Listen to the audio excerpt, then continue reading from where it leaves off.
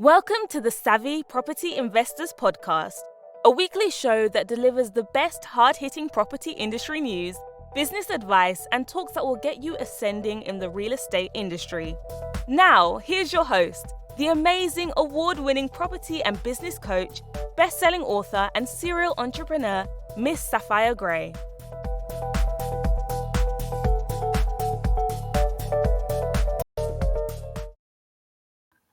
Hello, ladies and gentlemen, and welcome to another episode of the Savvy Property Investors Show. This is a show for newbie or seasoned property investors, coaches, consultants, or trainers who want to become savvy investors and build a legacy for you and your loved ones. My name is Sapphire Gray, and I'm your host today. Every week, we'll bring you different episodes talking about the property investment areas and various other business topics on how you can grow your business as an expert. Sometimes we may interview clients so that you can get a better understanding from their perspective or speak to professionals in their specialized fields. Today, we're going to be talking about supported living business in 2022. But before I introduce our guests, I want to remind you of a couple of things. If you haven't already subscribed to our podcast, please head over and subscribe so you don't miss out on any other further episodes, and also can go back and look at our seasons 1 to 3 and our current season 4 episodes. The Property Investors Toolkit is another invention of myself as well to bring you the delights of how to get into property investment easily. It's a nice downloadable toolkit that you can purchase for £37, which allows you to take various steps, 7 precisely, to follow so you can build your wealth of knowledge in the property investment business, whether you're a newbie or an existing property portfolio builder. It makes it easier for you. And for £37, it's a step-by-step blueprint. This link you can find over at the savvywomen.co.uk website. If you head over there now, you can actually purchase this for £37. Yes, I know, I said it, £37, which will really give you the desired effect of building out your property business. And if you scroll down in our show notes, you'll also see the link within it. If you haven't already registered again to our YouTube channel, don't forget to share and subscribe to this link as well. So it's now time to introduce you to our guest today, is Serline Brown.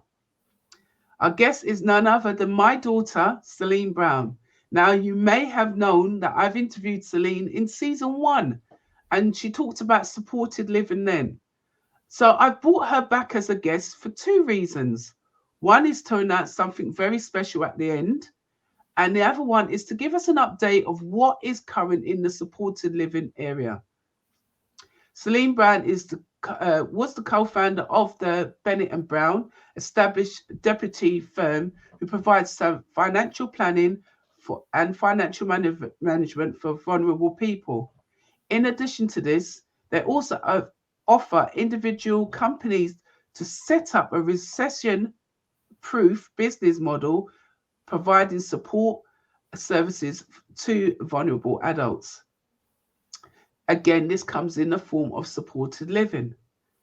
She is sharing a great deal of insights in where they were then and where they are now.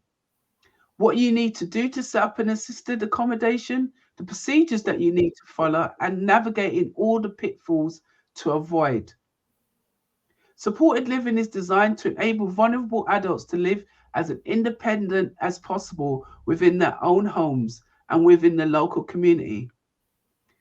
She has worked also in various local housing authorities, so has an in-depth background into the housing departments. She also has an in-depth knowledge on what to research for in the types of properties that you want to purchase to set up your own supported living accommodation. She's also a mother of 2, my granddaughters, and also loves cooking as well, which I really admire for because she's very good at it. So even though she's a businesswoman, she's a mother and she can cook as well. So I'd like to welcome our guest today, Serline Brown. Thank you so much for joining us today. How are you doing? I'm fine. Thank you for having me. And I'd just like to say at the front end, yes, I'm sure you can hear that I'm struggling with a bit of a cold this week. I, I am just getting over the flu. I think we both are. Yeah. My grandson and her nephew has given us the flu, but we decided to proceed and let's get this done because no time waits for nobody. So through sickness and in health, we will proceed with this show. So Celine, let's get cracking into the questions so that our audience can really get an understanding of what's happening currently in 2022 with supported living. So, what are the aims now for this year for the supported living market? What would you say they are? Well, for supported living per se, there's been a lot of chatter for a while now, actually, last few years, of bringing in regulated, making it a bit more regulated, making there someone that you have to kind of, I guess, abide to, just like no different to having a manager. So, for instance, care homes, mother and baby units, and stuff like that do have guidance, and you do have to follow certain guidances and ensure Ofsted and everyone you're following the correct criteria. Mhm. That's now we say now's coming in for supported living. It's not quite in now at the moment, but a lot of my clients are working towards making sure they've got everything ticked off, making sure they've got everything done correctly to ensure that they're compliant, basically. Excellent. We have seen a kind of increase in need of supported living um, facilities, whether it's, as I said, mother and baby unit, care leavers, or even just people with, you know, drug and alcohol addiction that they might need some supported. Some of it could be just simply young people who not been in care, but, you know, always lived in the family home and at 16, 17 find themselves out of the said home, not able to get a tenancy if they're in their own right due to age Mhm. and need more accommodation. And I think with the cost of living far exceeding than a lot of people's income, a lot of young people are finding themselves in precarious situations because family can't afford to support them anymore. And it sounds horrible, but that's what's happened to a lot of teenagers. So they are finding themselves in situations where they've never lived by themselves. You know, you could be given a tenancy, but how would you manage that tenancy? Do you know how to cook? Do you know how to clean? Do you know how to look after yourself? Um, so yeah, so that's what we're seeing at the moment. We're seeing an increase in that. Yeah. Fortunately, an increase in I'd say people going into care, but it is again depending on what area you're in. You might see different things. Some people in the south might see one type of supported facilities needed more than someone up in the north of England. And that's where the research actually comes in, doesn't it? Because people Yeah. need to do their research now to Oh, do that. research is key. I think that's what a lot of people with any business fall upon. You Yeah. know, you see this shiny business, whether it's a sweet shop or whether it's, you know, an estate agent, and you think, oh, I can do that. You know, I can sell some sweets or I can sell some properties. And the cost of it is the same, but actually you need to know you're going in heading into the right market. Is there a need for it? So, you know, you might end up on, you know, Stratford Street and there's 25 other sweet shops or 25 other estate agents. Is there a need for your service? So it's about research, and then more research. And Yeah. it can be mind boggling. Yeah, because I know with HMOs, there's Article 4, which blocks you to having any other HMOs on a stretch, a residential stretch as well. So they need to know whether it's actually needed, and that's doing the research through the local authorities as well to see whether they need the accommodations in that area, because you may find local authorities will offer accommodation that is far away from where the person currently lives, and going into a new area based on the criteria of that supported living. Oh So yeah, it happens in housing all the time, you know. Just as going into temporary accommodation, you might be in Enfield, but you end up in Harlow, for yeah. instance. So what is the difference between supported living and supported housing? So supported living, I guess when people look at it, supported living, they're looking at the real sounds silly, the real supported. And I know that sounds silly because support is support, but I think people look at it from a kind of a care home point of view. So in a care home, whether it's for old age, maybe it's mental health, sometimes physical health, you have someone who I'd say day in, day out takes care of you. You have what would be essentially a carer. And they could be doing everything from doing your medication to actually even helping you to bathe. Supported living in the sense of what I deal with supported accommodation, sorry, what I deal with my clients, I don't touch that side of it. I don't get involved in the kind of care home or the places that need real support and care to maintain their physical health. Supported accommodation in the sense that I deal with would be, as I mentioned before, the care leavers, the mother and baby unit, where it's more a floating support to help them to navigate life, to help them to get on, to move on to, you know, their own tenancy that they can maintain themselves. So it could be simple things of helping them to do their food shopping or helping them to learn how to cook a meal. But what we wouldn't touch upon is the distributing medication, or any physical or physical care, because that is very highly regulated. And that's not the angle that a lot of my clients who have come to me want to look at. They want to be able to help people to navigate in the world, but they know it is a lot and it takes a lot more care, a lot more staff to then do that kind of care home or the physical mental health side of it. Excellent. So what people tend to get into business because they think, oh, it's a money spinner, it's easy to make money from it, and you know, if I get into supported living, there's always this thing that's been bandied around this year. I've noticed that people are looking to, HMO was the buzzword for the last few years of making a substantial amount of money through splitting up a property, and they're trying to carry that over to the supported living. So realistically, without sort of, because you don't know, in different areas gives different bands of payments, but how much is supported living payments roughly? See, that's a hard question because, as you touched upon, different areas command different amounts. Different councils will say, right, this is what we pay for a week per care leaver, whereas other boroughs would pay maybe half of that. So I can't say for definite any particular, even London, it can vary in London. You know, London's got 33 boroughs, and just like your rent in London can vary, it's exactly the same. One thing I will say is there is money in supported living, but if you're going in for it for solely for money, it's probably not a good thing to get into. True. Because you do have to have the care element of it.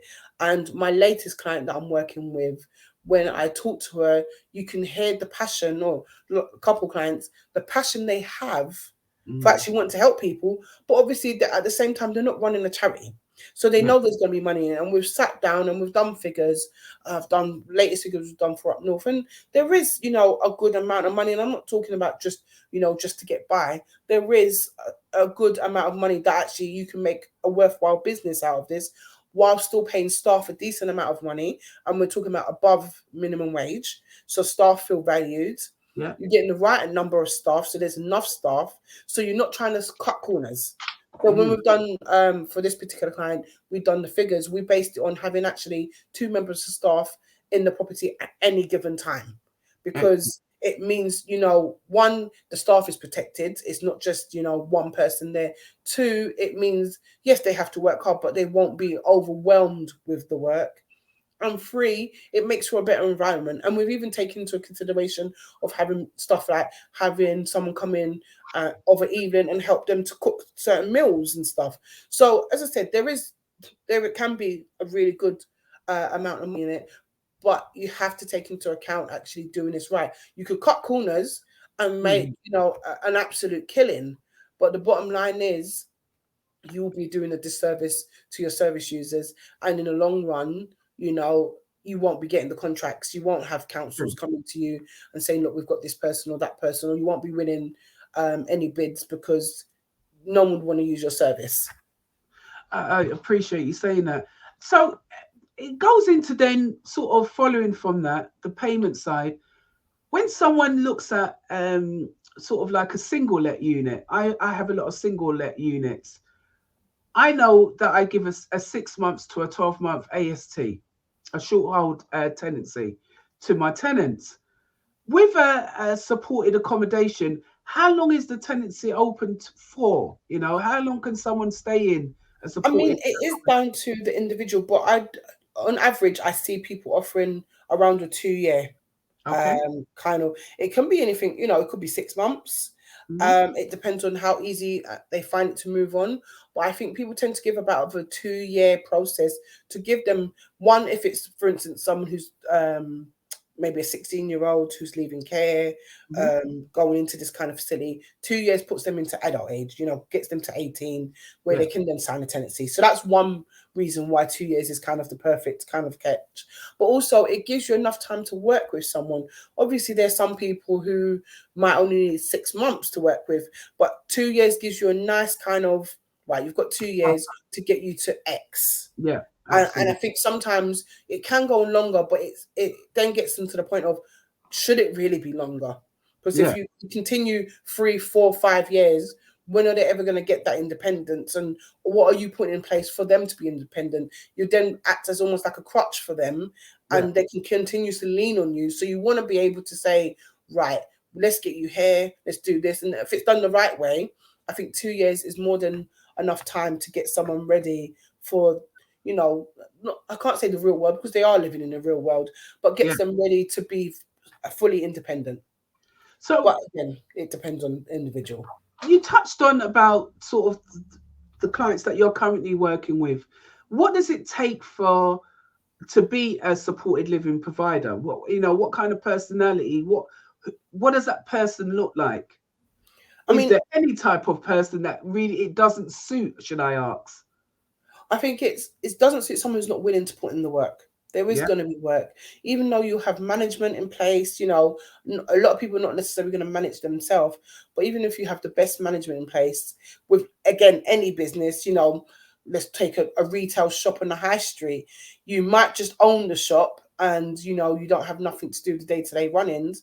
But if something goes seriously wrong, they're going to call upon you. So you need to be someone who is, I would say, good at problem solving, someone who actually wants to do it for the right reasons. Again, I know people probably just do it because they see money, but I think it's important because then you want to put in place how you would envision helping someone move on. So one of my clients wants to do it because they went through similar things, and they want to be able to help people navigate that, because they saw how powerful and how important it was having something like that in place for them. And for a lot of people, people who, I've always heard, like, some people being adopted, they want to go out and adopt because they know the navigation of the system. So it's people who actually want to do this sort of thing to help people. Not to say everyone's going to be like that. And a lot of people will just say, look, I hire the best people so they can do it for me. And don't get me wrong, that makes perfect sense. If you can't do something, I think it's Richard Branson says it, if he can't do something, he will hire the best to do it for him. And Mhm. that's completely understandable. That's what you want. You want the best of the best going in there, but you need to be able to kind of do the research, take charge, and really get it up and running. Because once you do, it will run itself with Yeah. your management. Yeah. But you need to be able to know, right, how do I fix this? As we said, HMO, you will need a HMO license. That's not something you expect your management to do. So you need to know the crusts of it, so then it can run and you can then get the best team in. Yeah, because that brings us to that next point then. It takes a lot of the process to set it up. And I mean, that's where this comes in, your business arm comes in to it as well, because you then take away all that of that painful research, finding where do you go, all the regulations, how do you get the people into the units, where do you find the tenancies, how do you communicate with the councils, how do you get all your insurances, all of these things. There's a plethora of information that needs to be gathered Yeah. before you can even set up a unit. I mean, on average, how long does it take you, would you say, just to do sort of if a client wanted a basic run through, how long does it generally take you to do that? I always say give yourself at least a good 6 months window, because again, different councils have different regulations, not so much regulations, but have different ways of working, different ways of getting into the council. You know, some might have an open bidding process, some might have a closed one where it's every couple of years. Some you might be able to even work with, you know, their housing team or their social workers directly, and you know, be known as almost like a fit and proper landlord, so to speak, where people will come to you directly. Social worker or housing options officer will come to you directly and say, I've got X, Y, and Z. Can you consider them? So I do say give yourself at least a good 6 months to get everything up and running. And even then, saying that you could hit cracks. If you are going through, you know, maybe you've not got a HMO license, you're buying a property that doesn't have a HMO license already, where you know it should be a easier ride, I guess, to get a HMO license, then you have to take that into consideration. How long will that take? You have to make sure you get the property up to code, so to speak, to ensure that HMO license is authorized straight away.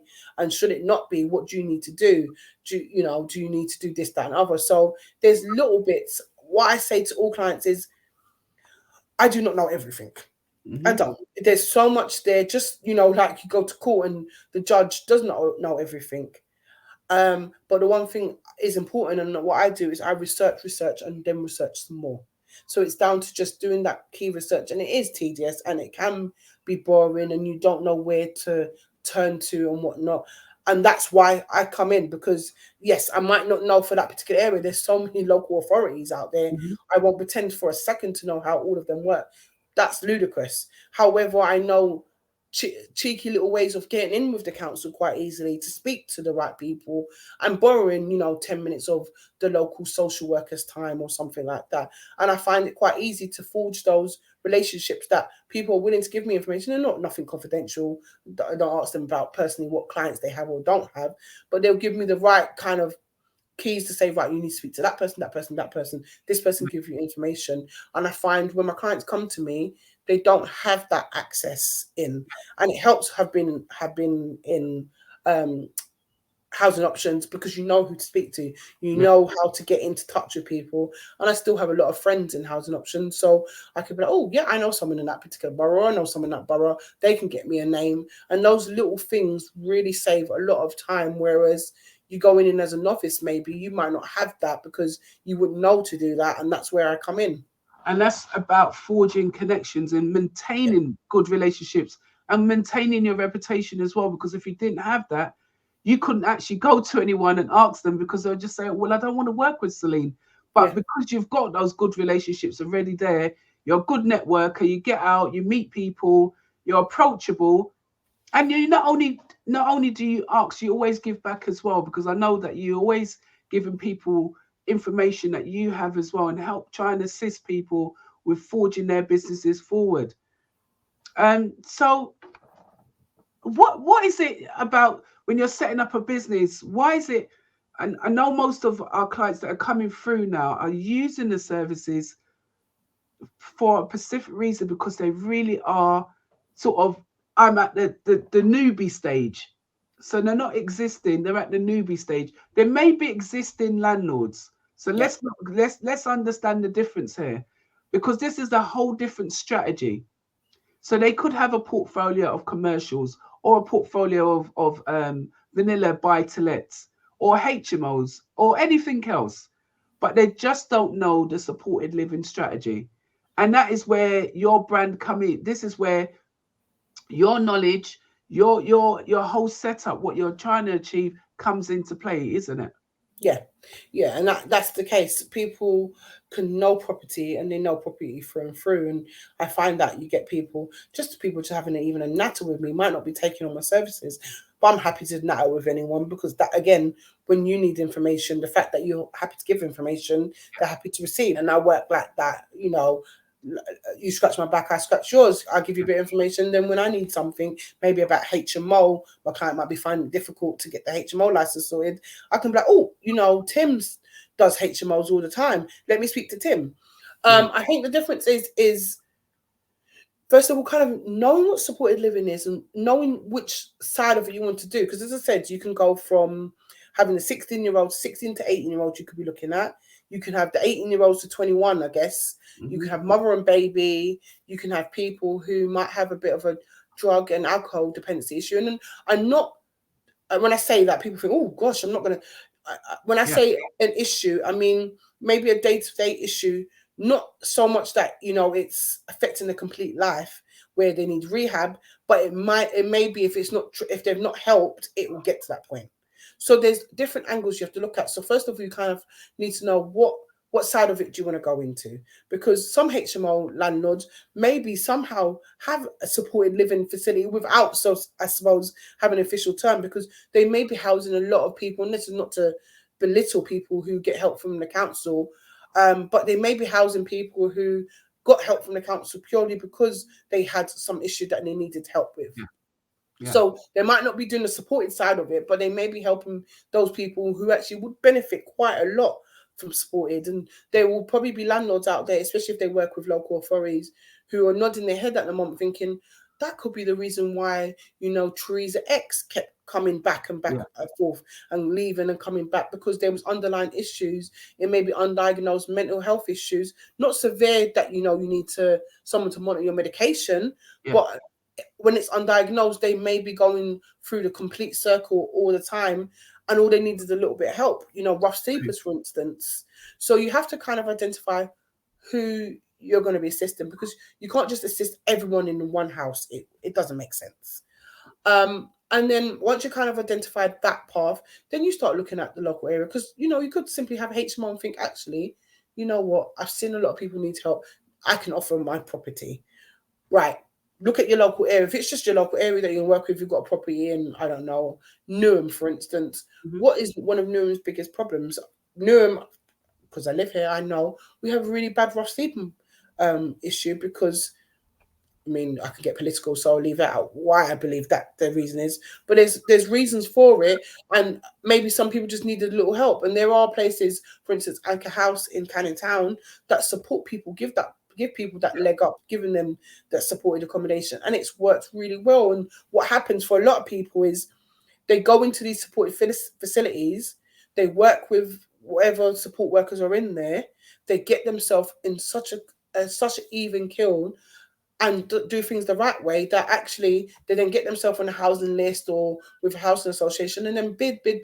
And lo and behold, you know, within a couple of years, not all the time, I know, but this is just kind of paraphrasing it, they're into an actual accommodation that's their own, something they can call their forever home. And that's how it works really well. And I mentioned Anchor House because I love the way Anchor House works and the facilities and how they've done that. And that's just one person deciding, you know, we need a change. Yeah. And they've done that so well. And it's just that knowing what you're going to do and actually asking for help. Don't just think, oh, I can do this. There's nothing wrong with asking for a little bit of help to know how to do it the right way, even if it's just a conversation to see if they're on the right path. Serline, you've shared a plethora of information so far. So join us after the break with more insights from Serline. Like what you hear so far? Make sure you never miss a show by clicking the subscribe button below. Our podcast is only made possible by great listeners like you. Serline, thank you so much for, you know, sharing all that information at you know, the front end of the show, talking about the different services that can be offered, who regulates supported living, and the different activities that goes on in these establishments as well. So what would you say, you know, if someone, I'm coming to you and I'm saying, all right, I really want to start this out. How do I contact you sort of and start that process then? A simple email. You send me an email and we set up a Zoom call. Now we're allowed out. We can do face-to-face. So for some people we can do face-to-face and we just have a coffee. There's no obligation from either party. We just have a conversation because, as I said, I'm happy to talk to anyone. Your knowledge might be something I need in the future. So even if I just give you some advice, that could be beneficial to me. So let's have a coffee.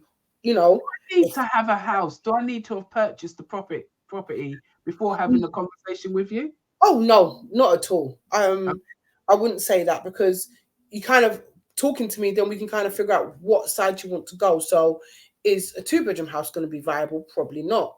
You know, to be the most viable, I would say at least 6 bedrooms. So not having necessarily of just gone on a whim and purchased a house and said, oh yeah, I'm going to do supported living now without having any idea of anything, probably is not the best idea. Don't get me wrong. Sometimes it works out really well, but it's always good to speak to someone first and say, right, this is how I'm thinking about it. Just run your ideas past me. I'm not going to charge you to run your ideas past me. That not at all. Sit down, we have a conversation. As I said, have a coffee, you know, have something strong if it's in the evening, and we'll just get a bit of your ideas, and then I can kind of give you a bit of guidance, then say, right, you can go away, think about, you know, where is it that you want to be? What kind of areas are you considering? Because if you live in London, do you want it up north? You know, are you willing to be traveling up there just to make sure everything's running? Let's think about how to make this work logically for you. Then you can go off and think, oh, actually, Celine's given me quite a lot to think about. And then guaranteed you come back and like, right, I thought about this or I thought about that. Let's look at this, this, and this. And then that's when I start getting involved in helping you with the research. One thing I try to do for my clients is I don't ever want to just be, this is it. This is my set package. This is how I work and only work like that. Yeah. What I find best is I work to how you need to work. Yeah. You know, I tailor it to you. So if you just need me to do a couple hours of research for something, I'll do a couple hours of research for you. No problem. If you like, Celine, I've got the money. I don't have the knowledge, but I've got the money. Can you just basically run through everything, do everything for me? Obviously, interject. I'll come in, we'll have meetings and stuff, but I want you to do all of it. I can do that. So it's how you want to work and how you see things. And I think it's a lot more comfortable about that. And I say, this is coming from me learning from you when you did your business consultancy, because or even how you have your students with the academy. Every student's going to be different, and you learn to tailor things for people. There's no point saying this is blanket, this is how I'm doing it, and I'm only doing it like that. And a lot of people are like, but I don't need that, or I need more than that. And you're like, no, that's what I do. By tailoring it to everybody, and as I've spoken to your students many times, lovely women, I must say. No, they're not paid me to say that. It works well because everyone gets that little bit that they need or how they need it. And it's almost like that balancing effect. Some people may need a little bit more to balance, and some people might need a bit less to balance. But overall, everyone's balanced because they're getting the help that they need. Absolutely. And I like to be sort of, I'm a realist. And I don't believe in everything is always smoothly running, and you know, this is the type of business you should go in because you're going to make money and everything else. So there must be disadvantages of getting into this type of business. What are the disadvantages? I'd say it's hard work. It's hard graft. Staff. Let's be honest. Anyone who runs a business who have staff will say, actually, getting good staff can be difficult. You know, as we know, the cost of living, for instance, people need to be paid more to live. If you're in London, we know there's been this London living wage. I know minimum wage is getting close to it, but it's nowhere near what it needs to be. Everyone's worried about gas, electricity. So when you have staff, you have to forget the petrol, please. Oh gosh, yes, let's not forget petrol. You have to be mindful of, are people just doing this job for just a bit of money? Or people doing this because they enjoy it? And you know, anyone who's ever been around a care home, run a care home, knows about care homes, know it's very important. So a big disadvantage, I would say, is staff, because unless you're running it yourself, you need staff that you can rely on. You need staff, and staff make it, as far as I'm concerned, you can do all the research, you can get everything in place, you can get all the paperwork in place, and everything could be on paper. Fantastic organization. You know, this really helps people. But if you've not got the staff to actually implement that, it's not going to go anywhere. It's going to fail. The thing with when you're looking at your business, it's your staff, it's your team. Yeah, because it's not just staff. It's not just somebody. Well, I'm paying you to do a job. Do the job. Yeah, it's like a little family. Yeah, it has to be. They have to be treated like a family member, like we're doing this together. It is a we thing. It's not an isolated I thing. Yeah. And I think that's where people go so wrong in their business when they're setting up their business model. They're not looking at their staff as part of the family, part of the team. They're looking at their staff as an independent body of people that just coming in to just do the work. And that's where they fell straight away. And that is one of the biggest turnovers in anything that you're doing to do with care. Yeah. People want to feel that they are also cared for and needed. You can't be running a care facility if you're not caring for the staff that are running it. Yeah. So you, as the person from top down, have to care about your team, and then your 100%. team care about your people that are using your facilities. Yeah, and I don't like to say it's a disadvantage because there are so much wonderful people out there who do an absolute fantastic job. Whether they're paid right or not, that's not for me to discuss, but who do the job because they genuinely want to do the job. And I personally have friends who are in, midwives and teachers and stuff, and you hear how hard graft it is, but they want to do the job, and that's what you need. And it sounds stupid saying it's a disadvantage. It's not a disadvantage because you get the right people in place. Actually, it makes everything run smoothly. It's a beautiful advantage, but I say it's a disadvantage because people take that for granted. A lot of management, or owners, should I say, take it for granted, getting the right staff, and they have to click well. And again, one of the clients I'm working with at the moment, the one thing we said is, it's not just the staff, it's the residents you're taking on.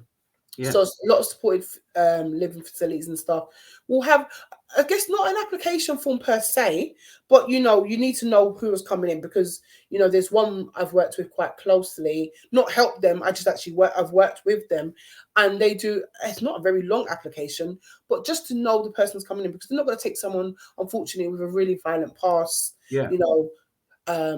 They would consider, if you've had drug offences and stuff like that, they actually still consider it depending on the circumstances. So they don't blank you out. But if you've got a violent past with, weapons and stuff, they do blank it and say no, because they have to protect their other residents. And the one thing I had a bit of a natter with one of my clients, and we said, well, what would be good is once you start getting a couple of people into your facility, is maybe having, a pizza evening, and the new person that might be coming in, you sit down with that, they welcome into like a little family, because if every resident kind of gets on, and no one's going to be friends with everyone, we don't expect them to be best of friends, but if they can actually get on to a decent level, it means the antisocial behavior shouldn't be an issue.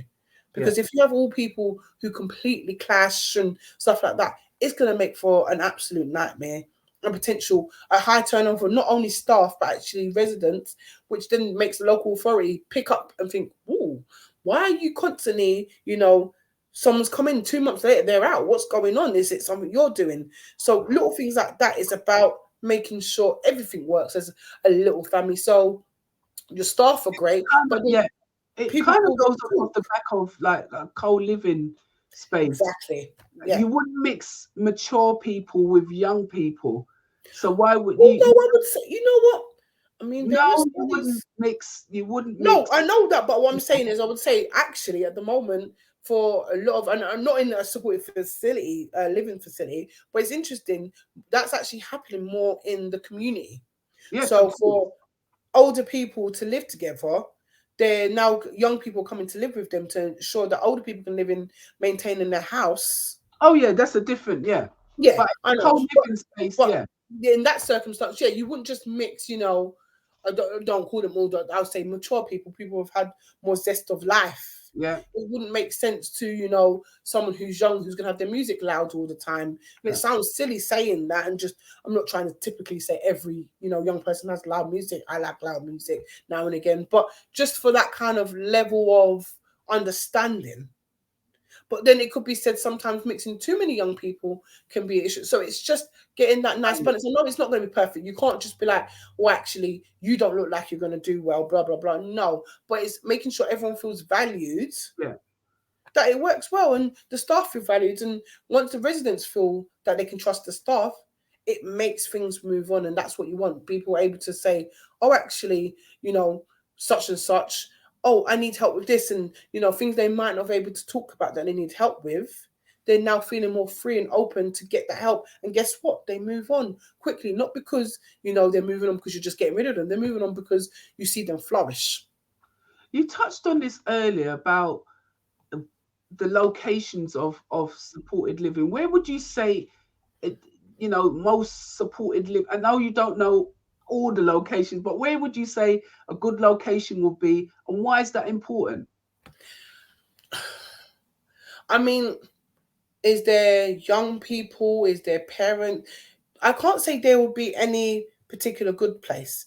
What I would say is what works well is being, in some regards, if you're okay, let's look at care leavers, good example, 16, or let's look 16 plus units.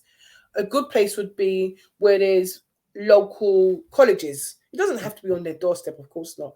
But are you in the area of that? There are colleges, because I'm in London, so I'm fortunate to have colleges every other corner. It feels like somewhere. There's, I'm in Newham, and there's, off the top of my head, I can think of 3 colleges in Newham alone that you can get to quite simply within half an hour. So looking at stuff like that, is there facilities that maybe they can do some training, or they can get some education? I mean, that's very important if you're taking 16 plus. If it's mother and baby units, potentially, is there facilities near, not necessarily near a hospital, but are they close by to GPs? If we're looking at, maybe you take on a cultural side of it, so maybe your supported living is for young female Muslims, for instance, who might need some help. Is there a local mosque, or can they get halal food? And so it's looking about, what is your, it sounds silly, but what is your market? Who are you aiming for your support? Who are you trying to help? Are you trying to help a really small group of people? So for instance, maybe a women's refuge is classed as, in some regards, a supported living facility. Who are you trying to help? So that would need to be more of a secluded, maybe a bit more safer area. So you have to look at who you're trying to help and what their needs would be. And once you get that, actually, it probably opens up a lot of places, but then it closes up some places. So you're not going to necessarily have someone have a 16 plus in an area that's completely derelict, with nothing around, no opportunities around, no work opportunities, nothing. It might be needed, but we'll try and gear them to maybe somewhere where it's a bit more closer to the town or so, where they can work with people and stuff like that. So it's looking at that. Transport links can be important. I'm not saying it's be all and end all at all. In London, we're quite spoilt with transport links, but you look at all those kind of things. I guess just like a HMO, when you're doing a HMO for maybe I'm trying to think of professionals, you do look at what's around. You look at, is there local restaurants potentially? Is there good transport links? These are all the things you consider. It's exactly the same that you consider for supported living. How can we make it work? Because at the end of the day, as we said before, the goal is to help people move on and, flourish in their own. So you want the right things around them. It's not going to have everything, but the right things around them to enable that. True. So is there, people listening and watching this may think, well, it must cost a fortune to get into this type of business. Is there any funding that the government gives, or anything like that you can think of that could actually support it as well? Because I know there is a few grants in some boroughs that will assist people in setting up these different things, and you have to go to each individual borough. There's no one specific. I was just about to say that. So I think that's one thing. Again, it comes to research. And I would say the one thing you do is maybe decide on a couple of areas. So again, I use London a lot because London is a good area to talk about, because it's got 33 different boroughs. That's the reason why I talk about London. And each council or each authority works differently to others. A lot of things are the same, but they all have their different ways of working. So you've got, in a very small area, 33 different ways of working. What I would say, if you decide for London, Birmingham, whatever, you then do your research and start looking at what is out there. What facilities are already in place? Because if there's a facility in place, maybe have a quick natter with them. Look, I'm looking at doing something. You're not stepping on any toes, because they've got their clients already, or their service users already. I'm doing some research. Can I ask X, Y, and Z? Yeah. Right. You've got your local authority. Again, Newham, live in Newham is easy to talk about. Right. Give Newham a call and speak to, maybe the housing benefit department. Right.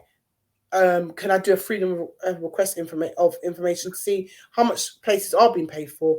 What kind of users are being used? And once you kind of start doing that, then you can start whittling down, right? Is there money? Oh, actually, Newham, and this is not true, but I'm just saying, for example, Newham had put in 10 million to solve the rough sleeping crisis. Great. So there's some funding that's been put in. Right? How do I go about getting that funding? And a lot of the time, when there is funding, it tends to be kind That of was a hypothetical. Let's put emphasis on that. yeah, it's hypothetical. Yeah, I'm just giving an example. Yeah. But there's always, you might see a good example. Everyone's gonna be getting, as long as you hit the criteria, £150 back for your council tax. That was a government initiative for everybody across the board, A to D, I think it is, or whatever the case may be, to get it. As long as you're paying your council tax, blah blah blah. You already heard that. Oh, okay, so the government said they're going to do that. Right, let me look into how I go about that, because I'm sure that's as soon as everyone heard that £150 was coming, regardless if you've got money or not, with the cost of living, people thought, oh, actually, how do I get that? Because as we said before, that's petrol money. That'll probably get you up a couple of miles, but that's petrol money. How do you go about getting that? Okay, so it's going to go through each local authority. Right, so it's no difference to something with the grants. Right, they've announced they're trying to tackle X, Y, and Z. Right, let me drill down to where I'm looking at trying to help people, what particular areas.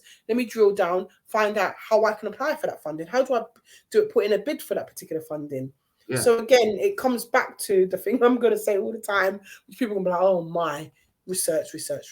You have to continue. They can take that research and say, right, I don't need to do it, but I can hire, i.e. someone to do it for them. Right, of which course. will be your services. Yeah. Brilliant. Celine, it's been such a brilliant interview again, and giving us what is really going on in 2022. So, I mean, what would you say the most changed that's happened since the beginning of this year? When half the year already, would you believe? So what's been the biggest change? I mean, you said it at the front end, but can you reiterate what's been the biggest change in the supported living space this year? I think it's just the cost of living. As I said, a lot of across the board, and it might be just in the areas that I know of. It might not be the same for everywhere, but things are becoming a lot more expensive.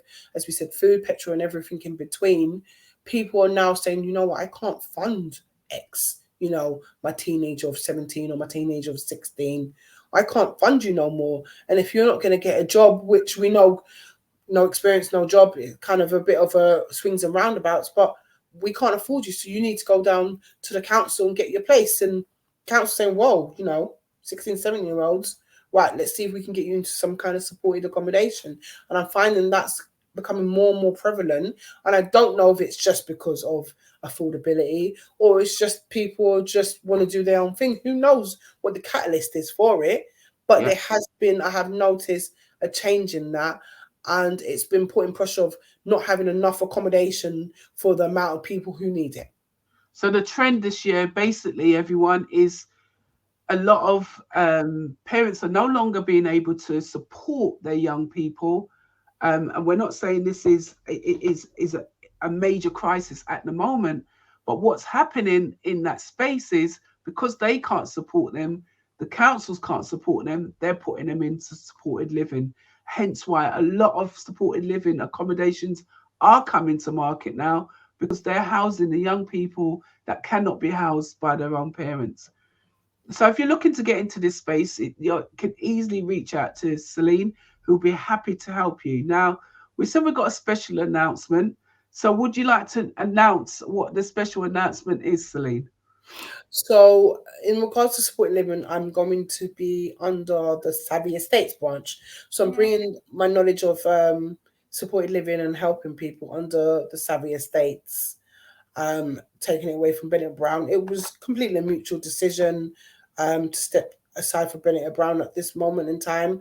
And it's always been something that me and Mum's talked about. I've always been in the background helping her.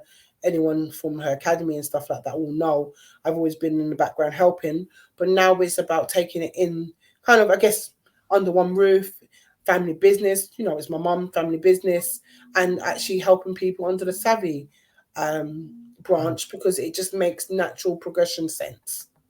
So you heard it here first, ladies and gentlemen. We now have a supported living director for the Savvy Estates is Celine, and she'll be handling any property supported living applications or anything from just a conversation to the whole setup of your supported living business, even looking at purchasing properties with the assistance of the Savvy Estates, which she'll be running. So if you would like to get in touch with Serline, social media handles is this 50 at Savvy Women and Savvy Estates. You can contact us at Savvy Estates. All of these will be in the show notes at the bottom of the feed and also in the post. So please reach out if you want any more information from Serline. And you can also contact Serline at Serline, Serline, at Savvy, Savvy, women, women.co.uk, where she would love to assist you in answering any questions that you may have. Serline, thank you so much for joining us today. Ladies and gentlemen, thank you for tuning in. And check out Serline's interesting interview. It's been fantastic listening to her. And thank you for being on the show today. It's been an absolute pleasure to have you here. And we enjoyed this episode doing as usual with you. And don't forget to subscribe, rate, review, download, and share with others. Have a wonderful, wonderful day. We look forward to sharing another episode of the Property Investors Show with you next week. Speak to you all soon. Thank you, Serline, once again. You're welcome. Bye. This week's episode of the Savvy Property Investors Podcast was brought to you by our sponsor, the Savvy Women Group. Thank you for tuning in. If you enjoyed today's show, head over to our website, www.savvywomen.co.uk, to gain access to our free resources and more insights about our guest speaker today. Remember, we make your business our business, so you can unlock your full potential and improve your quality of life.